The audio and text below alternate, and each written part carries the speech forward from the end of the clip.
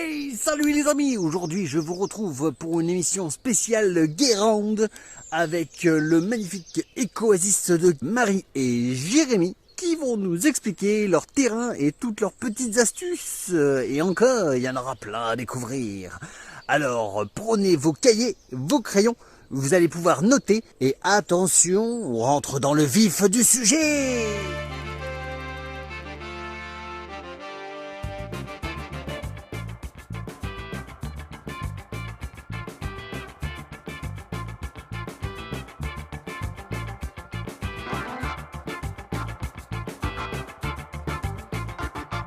Alors, qu'est-ce que c'est que ça? Ça, il y en a plein dans les... J'ai vu sur les ronds-points. Sur les ronds-points, dans les nouveaux lotissements. Et les gens trouvent ça joli parce que ça fait des fleurs en plein hiver en fait. Donc ça fait des fleurs jaunes en plein hiver. Décembre, janvier, floraison.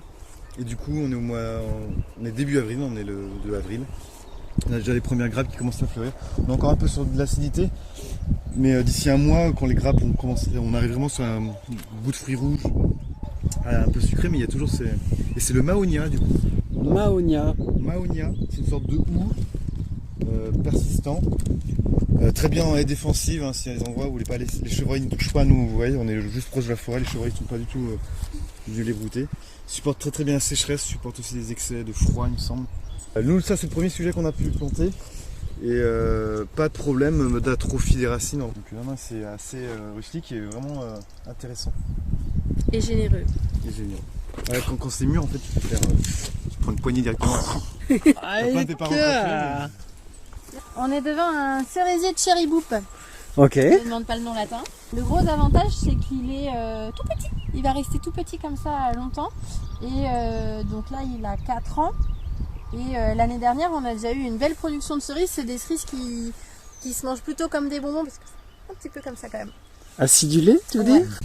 Et ouais, c'est intéressant d'avoir un cerisier qui reste petit en taille, parce que souvent les cerisiers deviennent très hauts et c'est un peu compliqué d'aller chercher les cerises. Et là, par contre, après, c'est pareil, comme les cerisiers, faut se dépêcher à venir chercher les cerises, quoi. Voilà. Avant les oiseaux. Avant les oiseaux. Sur un ras de sol, évite que tu aies des nuées d'oiseaux. Tu peux avoir des petits moineaux qui se baladent dedans, mais on n'a pas un nuage de mer qui vient se poser dans ce genre de...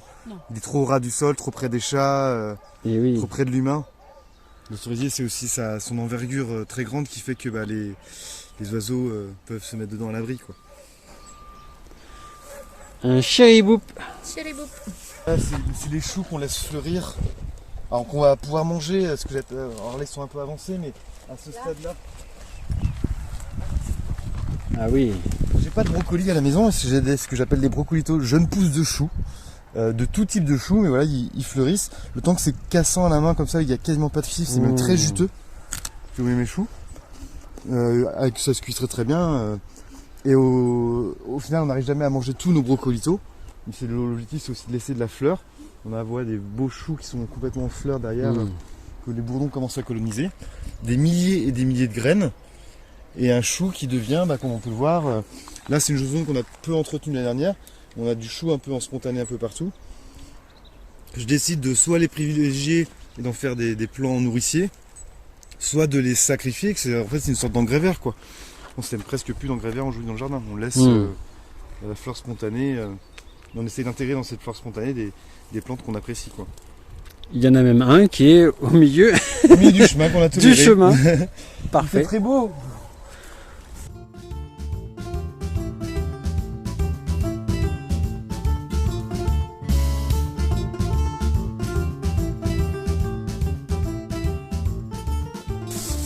Là, Quel est donc? il est en fleurs, c'est le masseron. Donc c'est une plante qu'on trouve beaucoup dans le marais guérandais, certainement ailleurs aussi. Et du coup, on l'appelle le poivre du marais. Donc après, les petites fleurs vont se transformer en graines. Donc c'est une ombellifère, carotte, tout ce truc-là, pareil. Et ça va se transformer en graines qui vont devenir toutes noires. On les récolte une fois qu'elles sont sèches.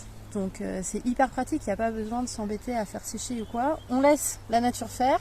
On récolte quand c'est prêt, on met dans le moulin à poivre et paf, du poivre. Qui est plutôt à utiliser frais, parce que dès qu'il passe en cuisson, on sent plus le goût, quoi. Donc voilà, poivre des marais, ça... alors beaucoup plus doux que le poivre du Sichuan de tout à l'heure. Mais très intéressant. Et donc nous on mange essentiellement les grains, mais on peut aussi manger les feuilles, les tiges, cuisiner comme l'angélique. Peut-être que cette plante, Pêche plate. elle a de cloques. Est-ce que vous avez quelque chose à dire sur la cloque? Non, moi je fais rien. J'ai des pêchers cloquiers, ils font de la pêche assez régulièrement. J'ai pas le temps de lutter contre la nature. Il y a un parasite, donc je sais. Je sais que certains pêchers le prennent, l'autre derrière n'en a pas. Peut-être que c'est pas encore arrivé là-bas, mais on va plutôt observer que vouloir lutter. Il y en a qui parlent de traitement à l'ouverture des bourgeons, il y en a qui me parlent d'effeuiller. Donc je veux bien, mais qu'en fait, effeuiller, enlever toutes les petites feuilles sur un pêcher comme ça, c'est bien, mais quand il y en a 15, 20, 30, c'est pas envisageable. Est-ce On va laisser que, faire la nature et... est-ce que tu as essayé peut-être les coquilles d'œufs? Ah ouais, on m'en a parlé, ouais. Du calcaire dans le sol. Après, je vois des gens qui sont du côté de Poitiers, qui ont du sol calcaire, ils me disent leur pêcher, ils produisent quasiment rien. Nous, on est sur des sols acides. Les pêchers, je vous dis, ils ont la cloque et ils nous donnent comme des pêches. Donc on laisse faire. C'est un exemple. Je dis pas que c'est la bonne solution, mais... Du coup là on est devant la cave, donc on a fait une cave surélevée parce que nous dès qu'on creuse il y a de l'eau, donc c'est pas super pratique pour avoir une cave et du coup quand on creuse on a de la terre et du coup cette terre on l'a utilisée pour faire un tumulus, ils appellent ça, la mairie de Guérande, ils préfèrent que cave. Et ça nous permet d'avoir un lieu de stockage au frais, donc la seule entrée est au nord. Et on a mis différentes terres et différentes hauteurs de terre sur les marches. Du coup, on a vraiment plein de spots différents. Ici, on est hyper abrité du vent. De l'autre côté, on a un peu plus de vent. Et donc ici, on a un endroit où les aromatiques, ça fonctionne bien. Donc on a le thym serpolet, la lavande, la marjolaine, le romarin, les baies de goji et du coup les arbres qui sont là. Donc on a un second arc de cercle à l'intérieur du jardin forêt avec des fruitiers où on a mis pommes, prunes, coings et quelques autres qui changent. Donc là un asséminier. Et ici, on peut voir qu'ils ont vraiment beaucoup plus poussé que les autres parce qu'ils ont leur cocon de pierre qui garde la chaleur, ils sont à l'abri des vents, ils ont l'humidité de la cave qui renvoie de l'eau à leurs pieds. Et de l'autre côté de la cave, on a nos vignes sur talus aussi. Et donc ça, c'est intéressant parce que d'un endroit plat qui était exactement le même écosystème qu'ici, on a pu créer plein d'endroits et de climats différents pour nos aromatiques qui, les espèces qui ont besoin que ce soit bien drainé, là elles aiment bien ici. Et ça nous a permis aussi de mettre un point d'eau en hauteur pour faire un peu château d'eau en fait. On remplit celle-là avec la pompe et après par gravité ça emmène dans les autres. Donc ça évite d'avoir des pompes pour chaque cuve.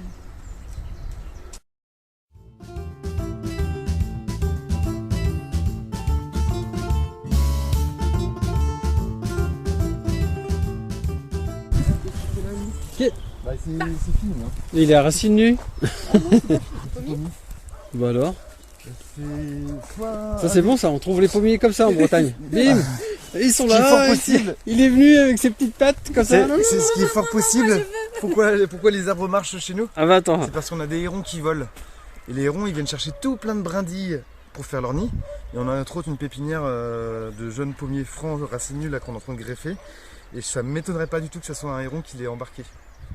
En se disant, tiens, une petite brindille pour mon nid quoi. Et qui les fait tomber. Et qui les fait tomber. D'ailleurs, on peut même le laisser là. Parce Incroyable. Que, comment il est encore en sève, mais bon, les racines. Sacré héron. Chaque hiver, on leur fait des petits tas aux hérons pour qu'ils viennent choper un peu pour faire leur nid. Et ils utilisent des très grosses branches. Ça, ne pas vouloir en mettre que pour soi en fait. Si on construit des paysages uniquement destinés à notre propre consommation, c'est évident que la nature va prélever dans notre frigo. Si à un moment dans notre jardin on prévoit à manger pour la nature, eh ben, il y a plus de chances que la nature soit généreuse et nous en laisse une part. Quoi. Faut pas vouloir concevoir des espaces que pour nous ou de vouloir toujours tout récupérer. Accepter que y a une part de partage quoi. ramasse des kilos de pêche, mais bon, il y a aussi des pêches qui sont mangées par des oiseaux et Nos poules. d'autres poules. C'est une stratégie sur la haie du pourtour là. Et on l'appelle la haie CPIE parce qu'on a planté les arbres en collaboration avec le CPIE en fait, qui font chaque année des campagnes de plantation de haies bocagères et du coup ils ont des prix sur les arbres. Groupé, Et donc ça a été la stratégie ici, mais on en a aussi mis à l'intérieur des plantes qui ne sont pas comestibles pour nous. Là on a là, à l'angle là on a un sorbier des oiseaux. C'est pareil, c'est pas pour nous quoi, c'est pour les petits piafs quoi. Les auxiliaires de jardin. tout à fait. Là c'est la première marque qu'on a créée.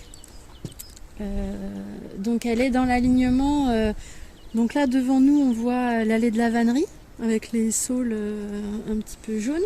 Et au bout de cette allée-là, c'est la mare qui était là à l'origine. Et derrière nous, on a la grande mare avec le petit ponton que vous verrez plus tard dans la vidéo ou avant dans la vidéo, je ne sais pas.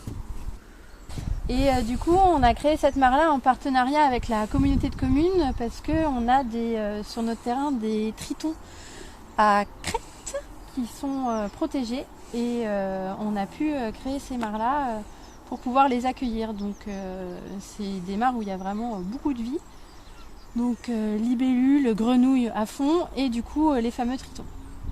Et ça nous a permis encore une fois de faire un talus là. Donc il y a beaucoup de talus qui sont créés plein ouest pour casser encore et encore ce vent qui nous arrive de la mer. Guérande est sur un coteau. Donc Guérande est là-haut. Il y a un coteau qui fait à peu près 60 mètres de dénivelé et en bas c'est les marais salants et la mer. Et donc en fait le vent arrive, il monte le coteau et là boum c'est nous.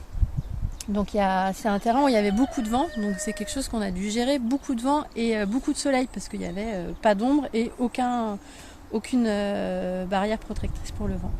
Donc c'est essentiellement ça aussi qu'on a dû gérer. Nous c'était l'abondance de soleil et de vent qui nous a freinés. Donc on a fait beaucoup de barrières soit végétales, soit avec des palettes, des talus. Voilà. Et bien du coup, en échange de notre association La Graine Indocile à la vôtre, je vous offre de l'ail des ours. Trop gentil. Et nous, on t'offre un petit pêcher. Waouh. Pêche de vigne. Trop bien. Merci beaucoup. De rien, avec plaisir. Salut. Aïe. À bientôt. Et alors, l'éco-oasis de Guérande, c'était bien, n'est-ce pas? Bon, j'aurais pu vous montrer encore plein de choses. Hein.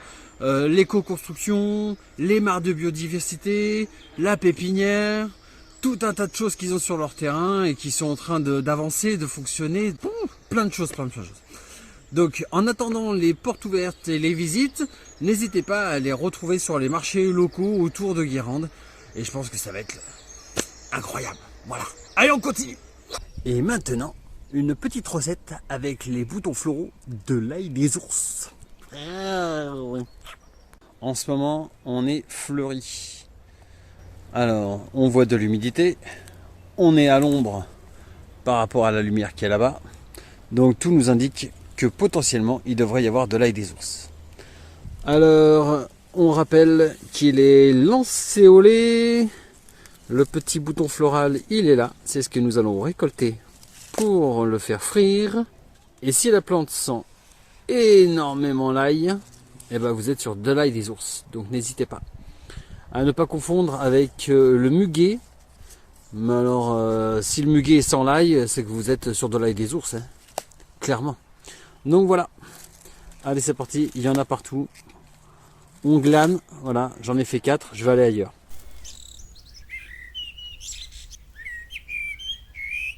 Et n'oubliez pas qu'après chaque balade en forêt, on vérifie ses jambes s'il n'y a pas de tic. Donc maintenant, on les fait tremper. Puis on les sort. Ensuite, il vous faudra 3 œufs, un saladier, du poivre, du sel, un petit peu de curcuma, une fourchette et un peu d'huile.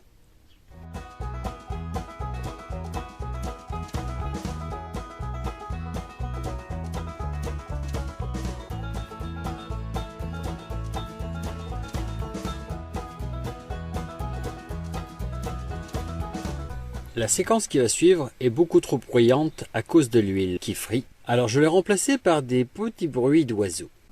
Maintenant on prend un wok bien chaud, un peu d'huile. Pour savoir si l'huile est chaude, il vous suffit d'en mettre quelques-uns à l'intérieur. S'ils frémissent, c'est que c'est bon. Maintenant rajoutez une poignée ou deux de boutons fleuris. N'hésitez pas à remuer le tout de temps en temps. Et pour ceux qui aiment ça, vous pouvez rajouter des graines de tournesol qui vont se torréfier.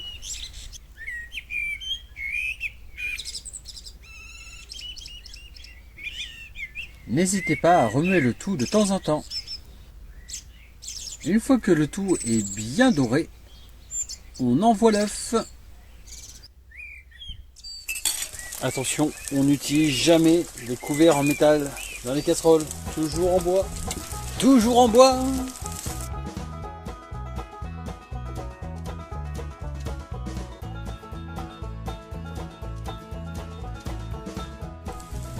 Et après quelques minutes de cuisson, on la met dans une assiette. Et voilà! Truc et astuce, vous pouvez rajouter des feuilles d'ail des ours. C'est pas compliqué, vous êtes tout refait.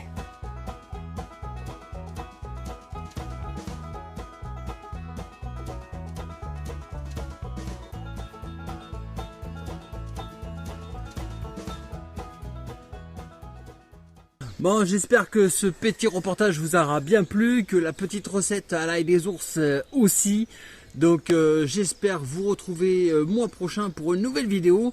En attendant, merci à tous nos tipeurs pour le soutien de la chaîne.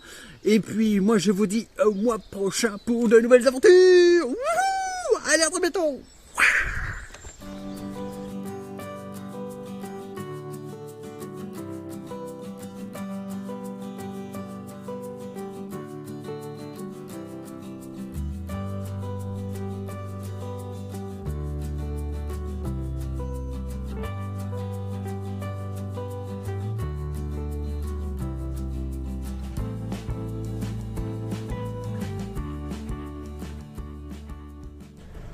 Quand on vous dit qu'en Bretagne on est les meilleurs. Et voilà, après la tiny house, la tiny boat. Et oui, futé.